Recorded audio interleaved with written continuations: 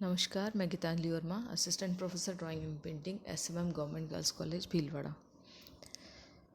BA part second के theory part में आज हम यामिनी रॉय का अध्ययन करेंगे, जिन्हें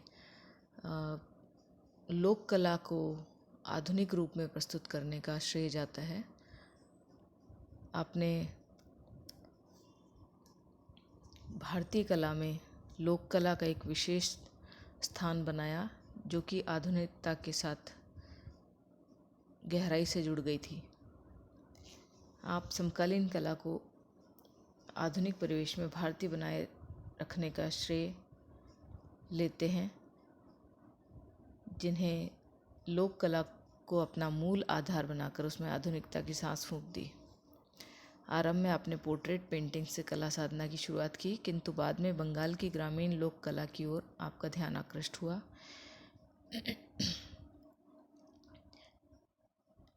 यामिनी का जन्म 10 अप्रैल 1887 को पश्चिम बंगाल के बांकुड़ा क्षेत्र के बेलियातोड़ गांव में हुआ। इनके पिता रामरतन राय एक उच्च जमींदार और शिल्प प्रेमी थे। पिता से बपौती में मिले शिल्प प्रेम ने यामिनी को बचपन से ही आकृष्ट किया और इनका रुझान भी कला के प्रति दिन प्रतिदिन बढ़ने लगा। कला के प्रति रुझान को देखकर इनके पिता ने इन्हें स्कूल ऑफ आर्ट्स में प्रवेश दिलवाया, जहां इस तरुण कलाकार ने कलकत्ता के अंग्रेजी शिक्षा पद्धति से कला शिक्षा ग्रहण करनी आरंभ की। लेकिन इनके हृदय पटल पर ग्रामीण परिवेश व रंगों की छाप होने के कारण इनका मन पश्चिमी कला पद्धति में नहीं रम पाया और डिप्लोमा प्राप्त किए बिना ही ये विद्यालय को छोड़ आए।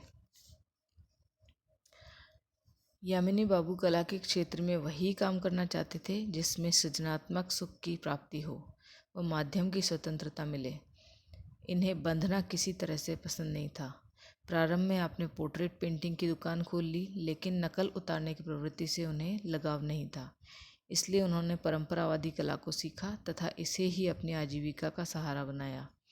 दृश्य चित्रण में भी इनकी रुचि रही और ये पश्चिमी कलाकार वान गो व माने से प्रभावित रहे। इन्होंने कला में अनेक प्रयोग किए। भगवान बुद्ध को चीनियों के ढंग से बनाया। कहीं सरसराती हुई सादी रेखाएं, अतिशय प्रभावपूर्ण रेखाएं, चमचमाते रंग उनकी शैली की विशेषताएं रही। वे मानवता की सिहरन, स्पंदन व कंपन आविर्भूत हुई सी ज्ञात होती हैं। जैसे बालक का मन चंचल होता है, वह खिलौना देखकर नहीं अघाता, ठीक वैसे ही बालपन व भोलापन यामिनी रॉय में है। उन्होंने स्वयं कहा, जैसे बच्चा हो उससे सब कोई गोदी में लेते हैं, ऐसे ही मेरी कला है। जब आदमी मार्ग भूल जाता है, चारों तरफ अंधियारा होता है, तब बालक से मदद मिलती है। सबसे भीतर जो आत्मा है वह बालक है। यह कहना यामिनी बाबू का था। आपने पश्चिमी शैली के अनुकरण पर पड़ रही भारतीय कला को नया मोड़ दिया व माटी की गंध को अनुभव कर देश के विशुद्ध बंगाल के लोक कला रूपों को अपने चित्रों का विषय बनाया। उन्होंने कला में पश्चिमी प्रणालियों का अंधानुकरण न कर मौलिक कला तत्वों में भारतीय संस्कृति का समावेश किया और एक लोकोन्मुख कला शैली का विकास किया, जिसकी पहचान व ख्याति भारत में ही नहीं बल्कि कालांतर में सारे विश्व में फैली और स्थापित हुई। आपके रंग लोक कला के लगाव के कारण लाल, पीले, नीले, काले व भूरे, भड़कीले और चटकीले रंगों के समावेश से बने होते थे। कला को पश्चिमी चित्र संसार का लुभावना रूप भी इन्हें शिक्षण संस्था में रोक नहीं पाया था। उसे त्याग कर ये अपने अंतर्मन की खोज को संतुष्ट करने के लिए उपेक्षित लोक कलाओं व बाजारू कही जाने वाली कला की शरण में गए तथा लोक जीवन का व्यापक अध्ययन किया। इसी समय ये कालीघाट के पटुआ कलाकारों के संपर्क में आए। कालीघाट एक मंदिर है जहाँ बंगाल में, जहाँ काली का मंदिर है और वहाँ बाहर कुछ लोक कलाकार उससे जुड़ी कथाओं, दंत कथाओं आदि को चित्रित करते हैं। देवी देवता, पशु पक्षी, जलचर व बंगाली जीवन इन चित्रों के मुख्य विषय थे।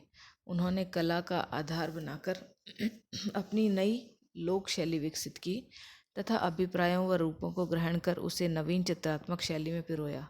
इन्होंने इस बात की जरा भी परवाह नहीं की कि पश्चिमी शैली के बढ़ते हुए प्रतिमानों को आदर्श समझने वाले तत्कालीन समाज में उनकी कला को प्रतिष्ठा मिलेगी या नहीं।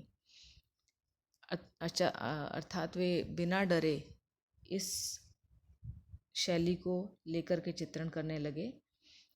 वे निस्वार्थ भाव से आडंबरहीन लोक कला के उन्नयन में लग गए। मूक आकारों की खोज व रंगों के समवितरण का प्रयोग उन्हें बंगाल की देहाती गुड़ियों की ओर ले गया था। उन्होंने सरलीकृत रूपों में अपना रुझान बढ़ाया, पृष्ठभूमि पर काजल की रेखाओं से काम किया व कुशल कलाभिरुचि के सहारे वस्तु के उभार का अंकन किया। उभार का यह चित्रण तलों के उपयोग में नहीं वरन प्रवाहमान रेखा के चाक्षुष प्रयोग के सहारे किया। पौराणिक गाथाओं व धार्मिक चित्रों में उन्होंने निष्कपट व शुद्ध हृदय भावना की कलात्मक झांकी प्रस्तुत की है। यामिनी के चित्र आदर्श चिंतन एवं लोक जीवन की अनुभूति के सरोवर हैं। उनके चित्र मौलिक लोक चेतना से उद्भूत ऐसी चित्ताकर्षक कृतियाँ हैं जो हमारे समक्ष बच्चों की सी सहज कल्पना से युक्त रूपाकारों व रंगों के झिलमिलाते परिदृश्य उपस्थित करती है। यामिनी राय का संपूर्ण चित्रकर्म लोक जीवन को प्रेरणा प्रदान करता है। लोक कथाओं व विषयों की कला में मुख्यतः प्रदान करने का उद्देश्य यह था कि लोगों को उनके अंचलों से अवगत कराएं जहाँ भारत की आत्मा निवास करती है।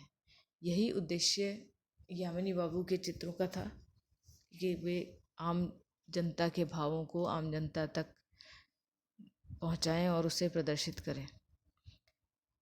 यामिनी राय के अध्ययन से जुड़े हुए वीडियो में इस वीडियो में हम इतना ही पढ़ेंगे। बाकी का हिस्सा हम अगले वीडियो में जानेंगे। धन्यवाद।